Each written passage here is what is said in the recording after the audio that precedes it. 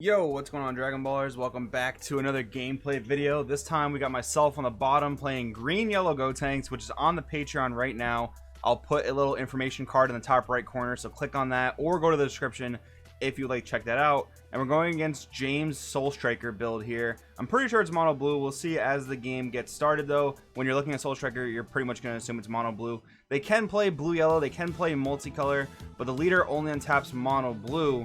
So it gets a little bit weird, but the main thing about Soul Striker is in the early turns, you're not really going to use the untap effect. You're probably going to use the draw effect, because unless you're up against like aggro, you don't really need the early energy, especially if you play like a one-drop cantrip. You don't really need the energy. But I'm going to take a life here and draw a card because I want to see some options. Pretty nice that we got the any laws of check land out of that. That was pretty cool. And I think the early turns of this game is really just going to be a lot of pass and go, pass and go. We're both kind of late game decks. Doesn't really seem like we're both doing anything super crazy early on. I'm missing my unison, so unfortunately that dispo is not very useful, but we'll see what I can make out of this turn.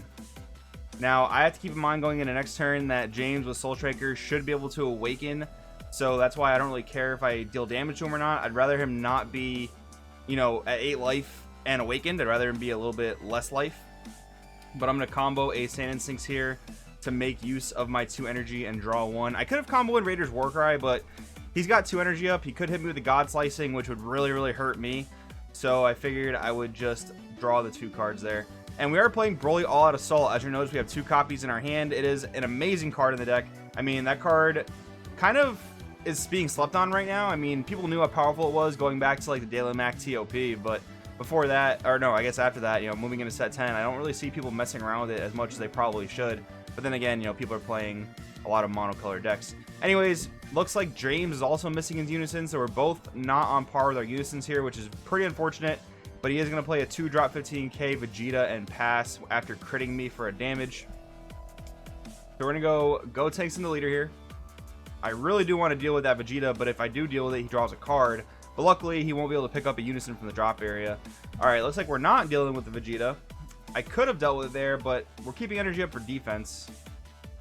It would have actually been nice if I didn't use Sand Instincts there on that last turn, or rather that turn 2, because then I could have Vegeta crueled his Vegeta. That would have felt pretty good. We are, however, going to Arrival, dump the Sand Instincts from the deck. We are playing 4-0 super combos. It just makes max value out of the SS Brolys. You don't really want to dump 2 cards to drop Broly. You'd much rather drop 1 card, so that feels pretty good there. The Broly coming in, tapping the Vegeta is very good. But looks like James is still missing his unison, passing on 4 energy. That is, man, that's really unfortunate for him. I mean, we're both missing our unisons, but it hurts him a lot more than it hurts me, because, you know, his deck's kind of relying on it in the sense that it needs to awaken for that. So I'm at 5 life here. I can swing, take a life, and awaken. We'll see if that ends up being the play or not. I can also drop Belmont here, but I don't want to drop that before 5 energy, because then I don't get to rip his hand. And that is kind of what this deck is. It's a pretty heavy control deck. You do have cards like Vegeta the Cruel, Trample the Trickster, stop your opponent's plays, but at the same time, you do want to do a little bit of hand control. So I'm basically trying to decide where I want to swing Broly right now. We will swing into the Vegeta. I guess it's okay that he draws a card. He's not going to have the unison in the drop to recur that, so he's not going to +2 on me. And I don't really want to keep dealing with crits, so I'd rather just do that there. We're going to play Yamcha. Doesn't really do anything to him because his leader does most of his untapping, but with that being said, I mean, he can't really like offensively senzu bean me, and this card doesn't really hurt my deck at all, so there's no reason not to play it. You could play the Kami that, you know, puts a lingering effect. No, sorry, the Kami that is like a Borgos, not the one that has a lingering effect. You could play the Kami. It doesn't really affect you either, but at least the Yamcha has a lingering effect on the whole state of the game, so that can be relevant. And I got quite a lot of cards in hand. I mean, so does James. I have 14, now 15 to his 12. I will charge the 5 energy, so now my Belmont is very live, and I still have my Awaken. If I had Celzino in hand, I could do some pretty crazy stuff here, but I don't have that. So we're kind of just going to see what happens here. Very slow paced game here, especially based on the fact that neither of us got to our unisons. So we are going to go Broly in at leader here. I believe he's at 4 life here, so we'll see if he opts to defend. He's going to Awaken here. He is going to UI Kamehameha there, so that does get him to 30 for 1 card, which is very good. I'm going to Successor into Belmod. And even though he has 14 cards, I mean, this feels really good. Just to start chipping away at the card advantage, he does get to pick the 3 cards, but it still feels good because now I'm at a much higher deficit than he is in terms of card advantage. And that feels really good. Now, the 30k dual attack here, he is at 4 life. He's not going to want to take too many shots. He is going to use a UI Kamehameha, but possibly not, though. Looks like he took it back to his hand. Okay, he just took the damage. Here, he'll negate an attack. I've already drawn a card off of his UI Kamehameha from the beginning of the turn, so I don't get to draw there. And looks like I'll pass on 2 energy.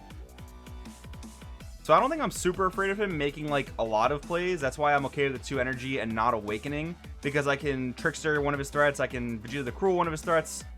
I can even Vegeta the Cruel this, which I will do, actually, it seems like. And that might have been a little preemptive on my part, but at the same time, I mean, he hasn't hit his Unison, which is his main power play. And besides that, I mean, it's a super combo. So hitting that with the Vegeta the Cruel does feel pretty good. And luckily, I got the Vegeta the Cruel off before he activated Koitsuki, so I don't get punished there. He is going to extra card once again. That's going to allow me to draw another card. And he is a 35k here. I believe this is at Belmod.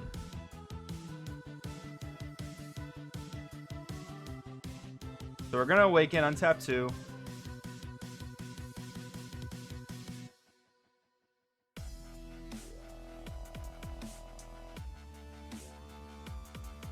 We're going to drop the super combo, not dump anything. That was kind of weird, to be honest. I don't know why I didn't just look through my deck there. I might have just made a lapse in judgment. He is going to drop Gotenks here. That dual attack is fierce. He's going to go 20k at my leader. I'm going to combo in Raider's Warcry. He's going to bounce it back to my hand, which still feels pretty okay. I mean, he's wasting a card to bounce Raider's Warcry. Sure, it does alleviate a lot of pressure for him, but he is, you know, continuously pitching cards now that I have ripped his hand a little bit with Belmod. That feels pretty good. So James is going to pass with the Gotenks blocker up and ready to block. He is at 3 life here. I did draw Cell Xeno. That feels pretty good. I should be able to drop it this turn. I do have the numbers in my hand to do it. I can just drop a 2-drop. I can play 2 1-drops. I have a lot of different ways I can drop Cell Xeno here. So that's hopefully going to lead me to game here. He's going to negate. I will draw a card off of that, as well as my leader auto. Got a 30k, and he is going to negate there. He's going to negate the Gotenks swing once again. And he's basically saving Gotenks here so that he can probably Trunks any card that I attempt to play. Luckily, Cell Xeno cannot be Trunks, but he can interrupt me on my way to dropping Cell Xeno. Now, basically, I'm crunching some math in my head here. I can play another Belmod in order to start ripping at his hand a little more, and then Cell Xeno will rip at his hand even more so. But I'm trying to see what the best way to do this is. If I do play the Belmod, I do run right into the Trunks, which can definitely be a problem. I can also go Dodoria right into his Gotenks, combo a 5k, clear it that way. That's definitely a thing I can do. Is it good? I don't know. There's a lot of different options here. A lot of different play lines we could take here. So right now we are at a cost of 11 for Successor, I believe.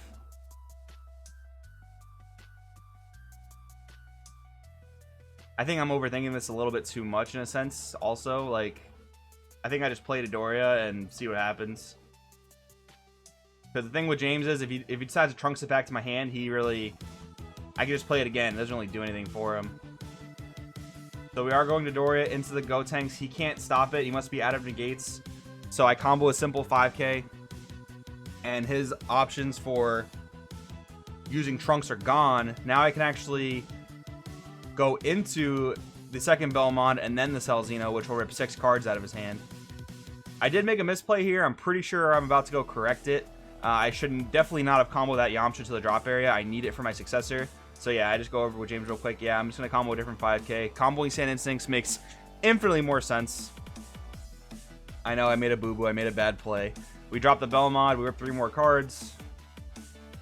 And even though at this point, I pretty much know he's out of negates because he used all of them to save Gotenks, and he would have kept negating if he could have. I mean, this is just the most efficient play, in a sense, like doing it this way, dropping the Celzino, ripping the maximum amount of cards out of his hand, and that is pretty much ending the game right there. That's where it ends. But I really do think green yellow Gotenks is very good. I think mono blue Soul Striker is very, very good. So guys, if you want to see either of those deck profiles, let me know in the comments below. The Gotenks list is on the Patreon at the moment. Go check that out. Thanks for watching. I will see you guys next time.